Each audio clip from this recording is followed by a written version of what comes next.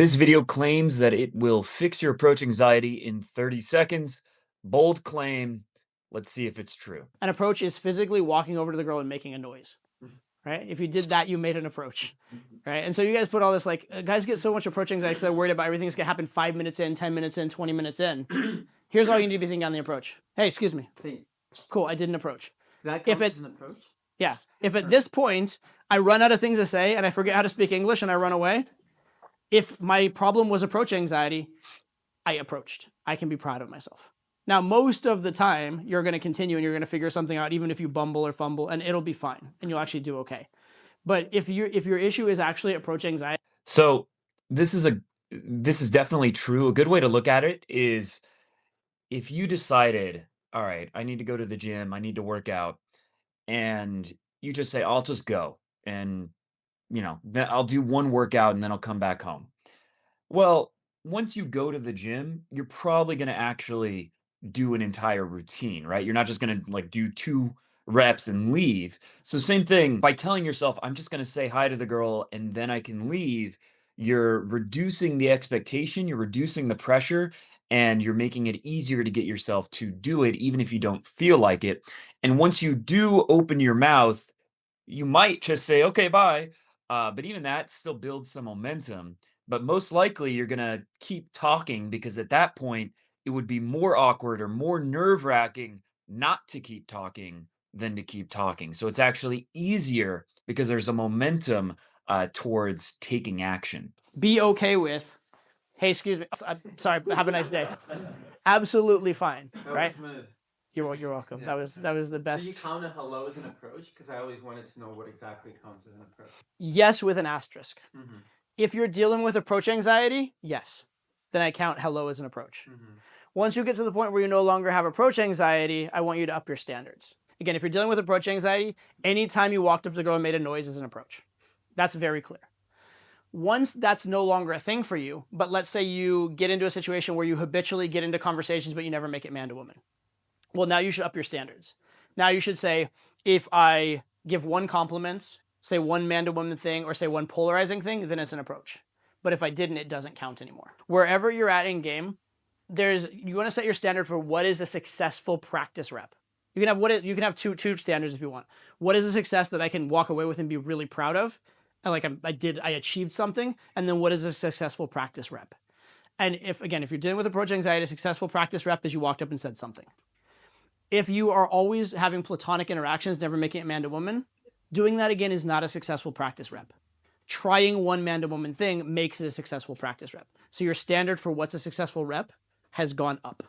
All right, so the video title, a little bit misleading. It is not a 30-second video and kind of went off the topic of approach anxiety to some degree. But in terms of approach anxiety, what he said at the beginning is a good way to look at it. I would even take it a step below that, though.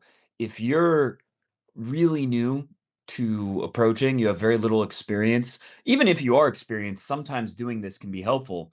But just any extroverted action. So anything that an extrovert might do, like complimenting someone's shirt. All right, this one's maybe feels a little weird at first, but like going for a high five. Even if the person rejects the high five, you've now built momentum towards extroversion, towards being social, towards being outgoing.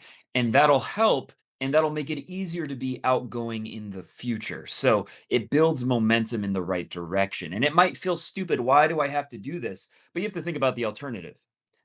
Not approaching, right? If you haven't been approaching at all, and your best option is to do some warm-up approaches, and it can be, it doesn't even have to be a hot girl. You see an old lady, compliment them on something. You see a guy, compliment his shirt, whatever, to show your brain that it's not a big deal, that there's no consequences to talking to people, and that'll make it easier when you do see the girl you find attractive to do a real approach. So I break it down to compliments first, then an indirect approach, such as, do you know any good restaurants nearby, for example? And then a direct approach. Now, obviously, if you can get yourself to do a direct approach without those steps, that's fine. Skip them. But if you feel stuck, you feel paralyzed, you're overanalyzing, that's another way, just like he's saying, that's another way that you can reduce the pressure you're putting on yourself, the expectations, to something that's more manageable that lets you build up one step at a time as opposed to just expecting yourself to do something that you may have never done in your life without building up to it. Most men have seen thousands of women they wanted to approach, but for their entire lives, they've been building the habit of not doing it. So it's going to take some effort to change that. The best example I can give of this is when I transitioned from being a poker player primarily back to being a dating coach primarily. I gave myself a standard of 3 approaches a day, every single day. And I wove them into my life. So at the time I was living in Boston and I was living in Cambridge and I was going to a CrossFit gym that was kind of like across the bridge into Boston proper. And so I would walk to Harvard Square, get on the bus, go to CrossFit, back on the bus, back to Harvard Square, walk home. During that period, I had to do 3 approaches. Right? And I'd try and leave a little bit early to give myself some time. But I had to do 3 approaches by the time I walked back in my door. And if I got back to Harvard Square and hadn't done the approaches, I had to walk around until I'd done 3 approaches. Right? So I was doing 3 approaches every single day. Typically, I was getting 2 to 3 numbers out of those 3 approaches because I was pretty good at the time. And then I had to follow up with all my numbers. That's a good idea. I've done similar things myself, and it's something most guys are just not willing to take it seriously enough to actually make it a routine, to make it a part of your schedule, to treat it like a skill. Like if you want to lose weight, then you're going to have some kind of regimen of the consistent steps you're going to take to do that.